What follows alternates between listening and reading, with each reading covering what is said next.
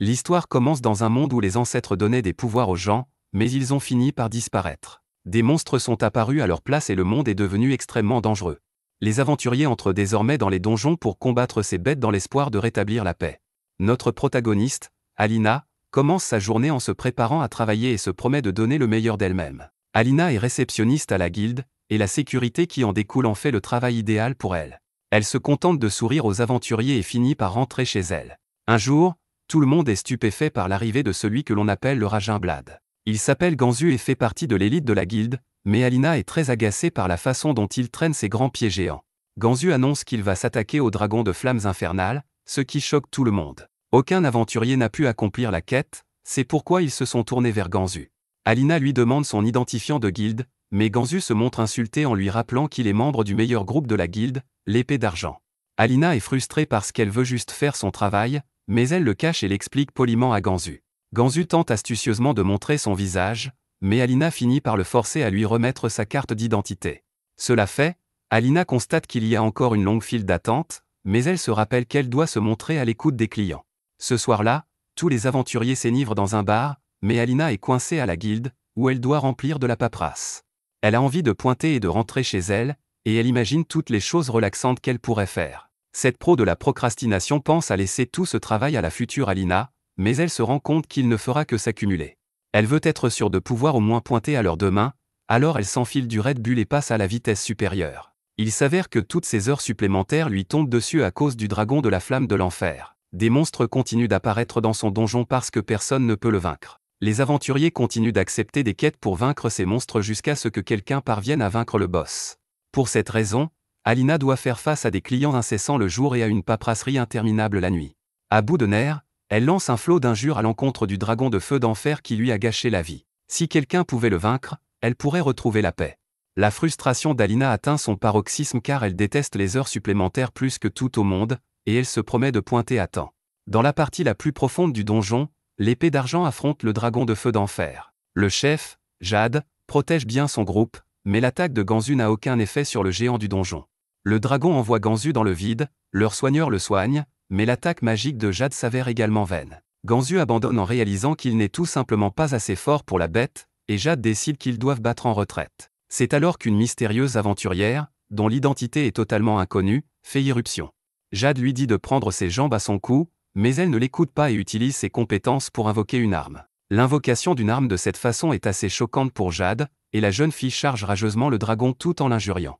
C'est clairement notre protagoniste, car elle s'envole tout en reprochant au dragon d'être coincé dans l'enfer des heures supplémentaires, et son attaque parvient à blesser la bête. Elle esquive sa contre-attaque et continue à lancer tous les jurons possibles pour souligner à quel point elle en veut au dragon d'avoir dû pointer en retard. Le dragon s'envole pour déclencher son attaque la plus puissante, mais celle-ci n'affecte en rien Alina. Après avoir entendu un juron si vulgaire qu'il a dû être censuré dans les sous-titres, Alina porte le coup de grâce et la bête géante est complètement vaincue. Les membres de Silver Sword sont stupéfaits et Jade se demande si cette mystérieuse personne n'est pas en fait le bourreau légendaire, le mystérieux aventurier capable de vaincre en solo les boss des donjons que personne d'autre ne peut conquérir. Les aventuriers se battent normalement en groupe, mais le bourreau fait tout seul. La bête est vaincue, mais tout ce qui importe à Alina, c'est de pouvoir enfin rentrer chez elle à temps. Elle se retourne pour partir, et Jade est choquée d'apercevoir son visage. Le lendemain, Alina est horrifiée car elle a recommencé, sa petite escapade lui a valu d'être dans le journal. La guilde veut à tout prix retrouver le bourreau. Ganzu prend sa retraite de Silver Sword, la guilde veut donc qu'elle soit la nouvelle attaquante de Silver Sword. C'est à ce moment-là qu'Alina doit nier qu'elle sait quelque chose sur le bourreau. Sa copine Lela est une grande fan, et elle est sûre que Silver Sword serait invincible si le bourreau la rejoignait. Personne ne connaît son identité, alors Lela espère qu'elle sera retrouvée rapidement. Bien sûr, ce serait le pire cauchemar d'Alina, car elle aurait de gros ennuis si l'on apprenait qu'elle a affronté des boss de donjon en solo avec une fausse carte d'immatriculation. Les réceptionnistes de la guilde n'ont pas le droit d'avoir d'autres emplois, et elle serait immédiatement renvoyée. Ce travail a ses inconvénients, mais il offre à Alina de grands avantages. Elle bénéficie d'une bonne sécurité et d'un emploi à vie. Mieux encore, elle rentre chez elle tous les jours à la même heure, tant qu'il n'y a pas d'heures supplémentaires. C'est d'ailleurs pour cela qu'elle est devenue réceptionniste, et elle refuse que sa vie s'arrête maintenant si elle est découverte. Au siège de la guilde, Jade cherche désespérément la fille qu'il a vue cette nuit-là. Son groupe se demande s'il peut vraiment s'agir d'une fille car l'arme du bourreau est énorme, mais Jade est certain qu'il s'agit d'une fille aux cheveux noirs et aux yeux verts, et qu'elle est jeune. Les amis de Jade pensent qu'il est trop obsédé par elle, mais Jade demande un peu plus de temps parce qu'il a vraiment besoin de la trouver. Pendant que ses coéquipiers attendent, ils vont chercher des encassins. Lulu se plaint de faire trop de siestes, mais il n'y peut rien car il reste debout toute la nuit à étudier des grimoires. Ailleurs, un gars du paradis au visage tatoué est furieux de s'être fait ridiculiser.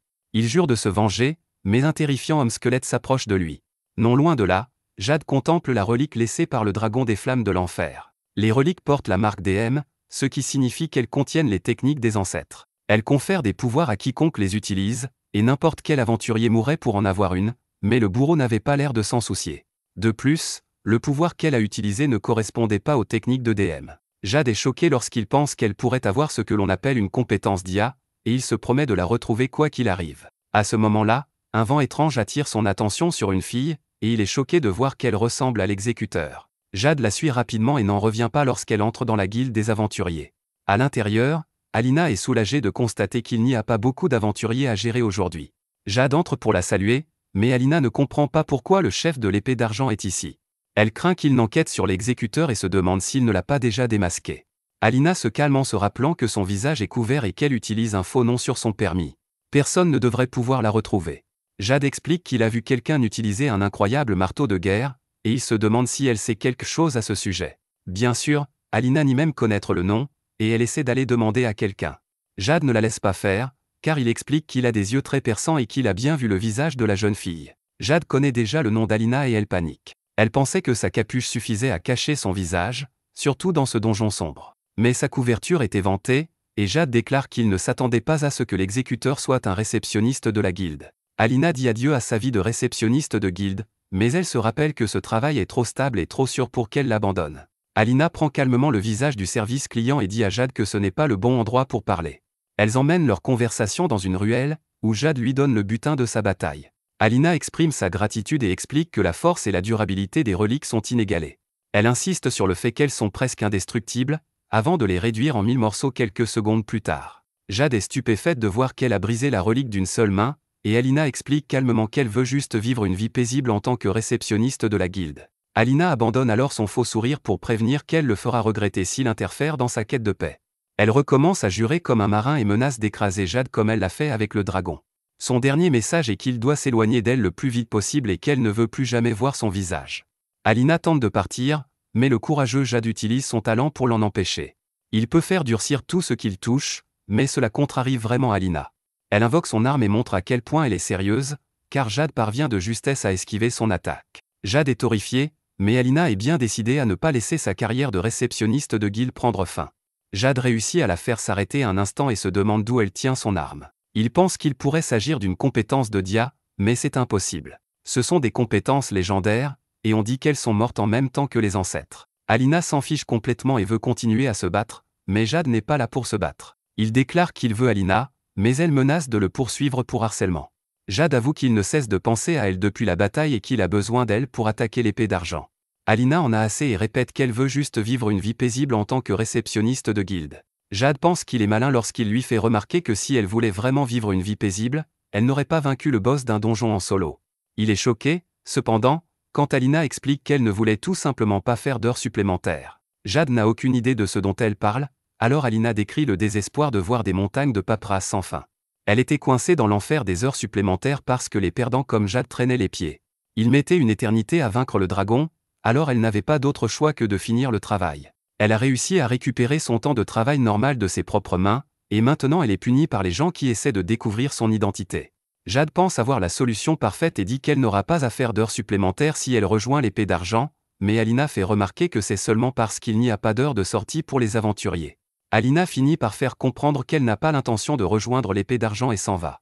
Cependant, avant de partir, elle déclare qu'elle fera regretter à Jade s'il en parle à qui que ce soit. Alina retourne enfin à son travail paisible et déclare que rien ne vaut le fait de pointer à l'heure. Elle peut désormais faire ce qu'elle veut après le travail et a même le temps de s'arrêter dans une pâtisserie. C'est alors que ses rêves sont anéantis par l'irruption du type tatoué dans la guilde. Il exige qu'on lui donne une quête secrète, et Alina craint que ce type ne lui fasse faire encore plus d'heures supplémentaires. Merci d'avoir regardé mon récapitulatif. Abonnez-vous à la chaîne pour plus de vidéos.